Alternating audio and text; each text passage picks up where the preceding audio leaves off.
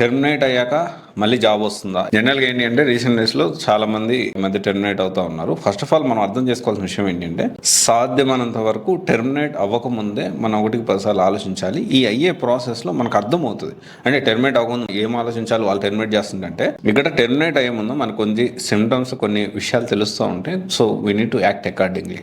సాధ్యమైనంత వరకు మనము సెల్ఫ్ గా రిలీవ్ అయిపోయి సో ప్రాపర్ డాక్యుమెంట్స్ తో బయటకు రావడం అనేది ఉత్తమమైన విషయం. So if in case terminate అయ్యారనుకుంటే సో ఏ ఆస్పెక్ట్ లో మనం టెర్మినేట్ అయ్యే విషయం మనం తీసుకోవాలి. పర్ఫార్మెన్స్ రిలేటెడా, లేకపోతే లే ఆఫ్ ఆర్ డౌన్ సేజింగా, తర్వాత మిస్ కండక్ట్ ఆర్ పాలసీ వైలేషనా, లేకపోతే పర్సనాలిటీ కాన్ఫ్లిక్టా. సో ఏ పాయింట్ ఆఫ్ వ్యూలో మనం టెర్మినేట్ అవుతున్న విషయం మనం తెలుసుకోవాలి. ఎందుకంటే మనం రెక్టిఫై చేసుకోవాల్సిన అవసరం ఉంది. టెర్మినేట్ అయితే మళ్ళీ జాబ్ రాదా అంటే yes, there are plenty of opportunities. But ఇక్కడ ఒక విషయం ఏంటి అంటే మనము స్కిల్స్ అనేవి అప్గ్రేడ్ చేసుకోవాలి. అండ్ టెర్మినేట్ అయితే మళ్ళీ జాబ్స్ రావు అనే కాన్సెప్ట్ ఏం లేదు. టెర్మినేట్ అయినా మీరు ఏ ఆస్పెక్ట్ లో టెర్మినేట్ అయినా కానీ మీరు స్కిల్స్ అప్గ్రేడ్ చేసుకొని మళ్ళీ మీరు జాబ్ తెచ్చుకోవడానికి పాసిబిలిటీస్ ఉంటాయి. కాకపోతే ప్యాకేజ్ విషయంలో కొంచెం కాంప్రమైజ్ అవ్వాల్సి ఉంటుంది.